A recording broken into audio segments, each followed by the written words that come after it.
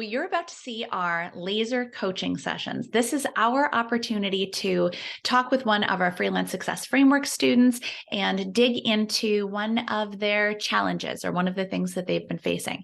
Now, these are quick sessions. They're only like 10 to 15 minutes, but you're going to see we managed to pack in a ton of value in those 10 to 15 minutes.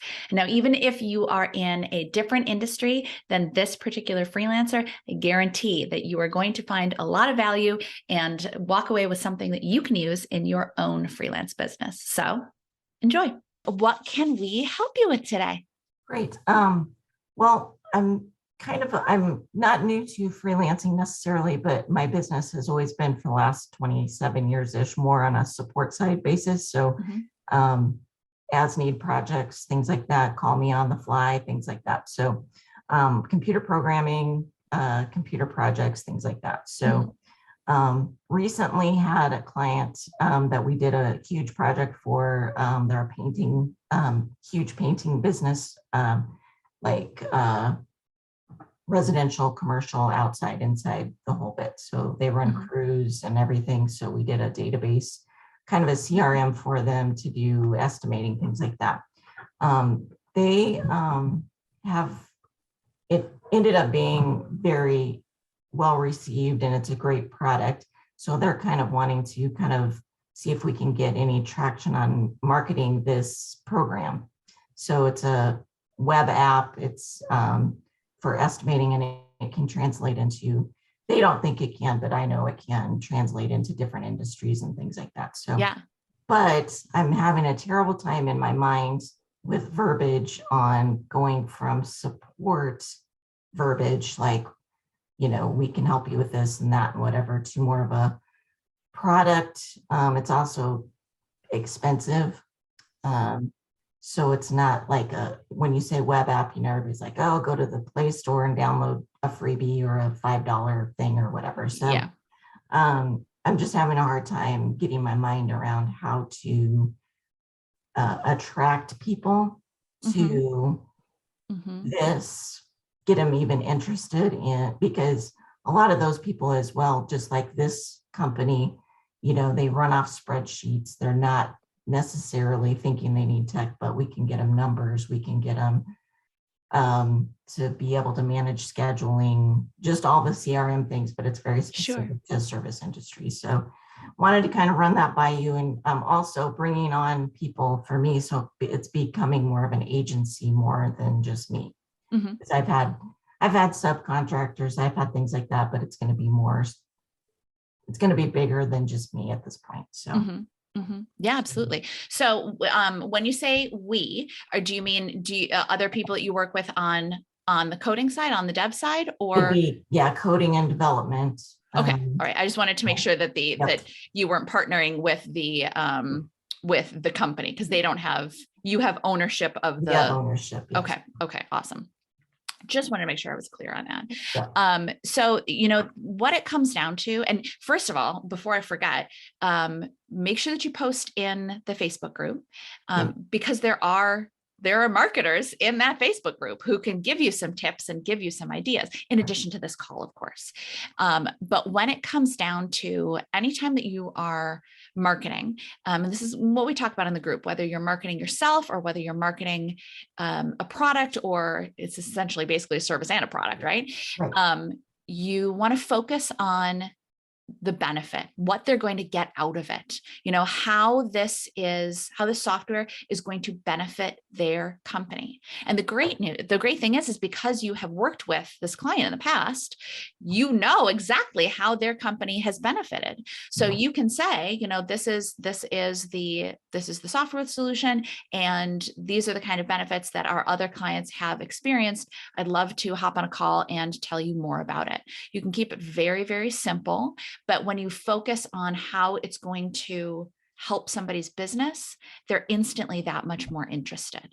Does that make sense? To that point too, I know you mentioned getting away, are you still doing any of the support last minute stuff? Or are you moving away from that entirely? Well, I kind of like to move away from that because that's pretty intense. I mean, I don't know that I will, because totally, because I still have a lot of retainer clients, things like that. Hey, you know, do this or that or whatever. So probably will go away eventually. Mhm. So, The reason I asked, I'm wondering too, this might be a completely different audience that wants your product versus your current clients. So making sure, if you're going to keep the support stuff, if you have a website all about your support services, keeping that separate from this product and, looking for businesses to pitch that could benefit from it, who might not be this former client base, or they might be. I mean, you can explore those conversations, but if you're feeling like it's a different group, then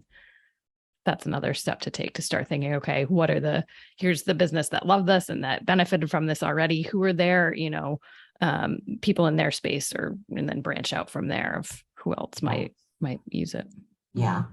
It's just a different mindset for me. And it's, well, it is, but at the same time, it's not a totally different mindset, because it's still work that you do. And it's still talking to the kinds of clients that you're capable of working with. And what you're doing is you're talking about how this work that you do can benefit their business. So things get very intimidating when we go, whoa, this is totally new, because it's actually expensive too. I think the money, you got like, oh. But it's not totally brand new, right? Especially because this is software that you have developed, so know it inside and out. And also too, another something you can start as you're looking for companies to pitch this to is I'm sorry, what industry did you say it was building? It was basically service businesses. So these guys are painting business. Oh yes, okay, that's right, painting. So here's the thing: most painters are not.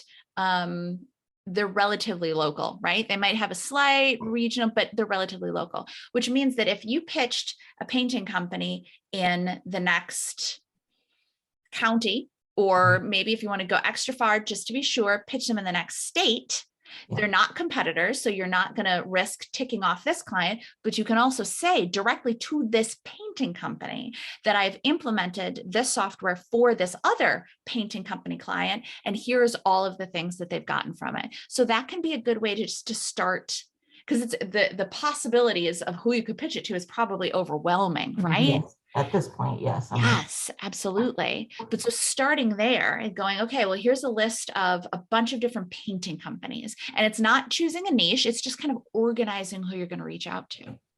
And then you can say, all right, well, that day I'm going to reach out to painting companies. And then, okay, the next day, what other service based? All right, these might, and then I'll reach, and just kind of organizing it that way. And when it comes to, adding more staff, adding support, additional subcontracting, that you're going to have to kind of take as you go, right? Because you don't want to be in the position of bringing on a whole bunch of other people, hiring them or promising them work or whatever, and then not having that work. You might just have to say, all right, we've got to have this project, so I'm going to pause pitching for a little bit, or maybe not pause it, but dial it down, and then make sure we've got the people to support this project, get this project kicked off and get it going. And then, okay, dial up pitching some more to get the next project. And then if you scale up a little bit, if you scale up gradually, it's going to be that much easier to make sure that you have the systems in place to deliver on everything that you're promising your clients, and making sure that you have the team in place to deliver on all of that. When you try to scale up like this, not you, but when one tries to scale up like this, all of a sudden, that's when the wheels start to come off, so to speak. Right. One of the things that initial conversations have brought up is the cost, because for people that this would benefit the most is people that are hardly organized. They think they are, but they're not. So they're in spreadsheet land, they're in whatever their assistant is working 60 hours a week because they can't keep up with scheduling. Things like that. So, but to them, they're fine. Other people may not be in their thing. So the people that are spending the money are like, well, I don't really need to spend, it's going to be $40,000, $50,000. Yeah. So in that case, then that initial barrier, I'm not sure. Yeah. I'm sorry, Kate, I didn't mean to cut you off. No, not at all. But I think one of the things that you could do that would be interesting, both to have a testimonial, is to hop on a call with the current client and see if they're willing to talk with you about their pain points and why they wanted this. Are. And hop on a call with them and record it and have them to ask all of those questions. And then you might get from their mouths kind of ways to phrase and hit on these objections that these potential customers might have to say, oh, okay, if they had this pain point, they might have a similar pain point and that sort of thing. And then you might also be able to repurpose that if you want to put it on your website to say, have them speak to how great the product is and how great the product has helped their business and all of that sort of stuff. Yeah. Well, and you don't necessarily, obviously you don't have to offer any kind of guarantees, but if you can say to this client and say, how much did this save you? Or how much did this make you? Then you're able to say, look, I understand that this is a substantial investment, but our other client who implemented this saved X amount or made X amount additionally, so that, that you can explain to them that it's not just a purchase, it's an investment. It's something that pays for itself many times over. Sure. Okay. Yeah. That's a great idea as well. So, it's just, it's just kind of one of the first projects that we've done that's just been like, I can see transferable, not totally boxed for them because we'll do some customization, but just, it's kind of a new territory for sure. Yes, absolutely. And any kind of new territory is scary and intimidating, but it's overwhelming. But the more that you can kind of break it down into step by step, and then just keep taking those steps, you'll get it all done. Pitching's also pretty new to me because I've always had word of mouth. People have always said, hey, I got somebody. And so things have just over the last 27 have just kind of gotten me. So pitching's also new. So it's all kind of like, whoa. At some point, everything is new, right? I know, right? So it's just a matter of digging in and learning it and reaching out in the Facebook group or on the coaching calls and getting some support. And if you want to post your pitches and get feedback, then absolutely do it. Yeah. And the other thing you can do is, pitching, yes, don't sidestep, but if word of mouth and referrals, you could always ask this company, hey, do you work with, I'm sure they have other businesses in the area that aren't in their painting space that they might be able to refer you to, like, hey, do you know anyone that might benefit from this that you could, connect me with or whatever, that sort of thing. Right. Yeah, absolutely. Yeah. Well, we're in the exploration part as right now. So we're trying to get all exciting though. You're in a great space. So good for you. Congratulations. Thank you. It's good, but it's kind of, we'll see what happens, I guess. Yeah. Yes. Exactly. One step at a time. Exactly. One step at a time. Good. Well, do you feel like you have some good next steps? Yeah, I think I do with that. And definitely I'll probably reach out in the group and things like that to kind of see what some people have. Please do. Ideas, so that would be Please do. Yes. All right. Excellent. Great. Thank you for your time. You are so welcome. Have a great rest of your day, Susan. You too. Bye-bye. Bye. Thanks so much for joining us on this special Freelance Success Framework video series. If you found us through our free on-demand video training, then you already know 3 of the biggest secrets for building a dependable and scalable freelance business, and you are well on your way to success. If you haven't seen our free video training yet, be sure to check it out at freelancesuccesstraining.com. We'll see you there.